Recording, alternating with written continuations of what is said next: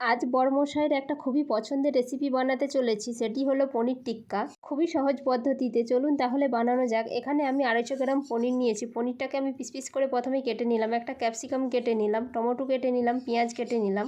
আপনারা বাড়িতে যদি কোনোদিন পনির টিক্কা না বানিয়ে থাকেন, অবশ্যই একবার ট্রাই করবেন রেসিপিটি, আর আমাকে অবশ্যই কমেন্ট করে জানাবেন। আর সবশেষে কিছুটা ধনেপাতা কুচিয়ে নিলাম। একটা পাত্রের মধ্যে কেটে রাখা পনির, ক্যাপসিকাম, পেঁয়াজ, টমেটো নিয়ে নিলাম, টক দই, ধনে গুঁড়ো, জিরে গুঁড়ো, লঙ্কা গুঁড়ো, হলুদ গুঁড়ো, পরিমাণ মতো লবণ, আদা রসুন বাটা। সবশেষে দিয়ে দিলাম বেশ কিছুটা গরম সর্ষের তেল। একটা চামচ দিয়ে খুব সুন্দর করে মেখে 45 মিনিটের জন্য চাপা দিয়ে রেখে দিলাম। এদিকে কড়াই তেল দিয়ে দিলাম, কাঁচা লঙ্কা, পেঁয়াজ কুচি দিয়ে দিলাম। পেঁয়াজটা খুন্তি দিয়ে একটু নেড়েচেড়ে ম্যাগনেট করা পনিরটা দিয়ে দিলাম। ম্যাগনেট করা পনিরটা দিয়ে দেওয়ার পর আরও বেশ কিছুক্ষণ খুন্তি দিয়ে নেড়েচেড়ে রান্না করে নিলাম। উপর দিয়ে ধনেপাতা কুচি ছড়িয়ে একটা প্লেটের উপর নামিয়ে নিলাম। সত্যি বলছি বন্ধুরা, খেতে অসাধারণ লেগেছে। বড়মশাই তো বলেই দিল রেস্টুরেন্টকে ফেল করে দেবে। রেসিপিটি ভালো লাগলে অবশ্যই কমেন্ট করে জানাবেন।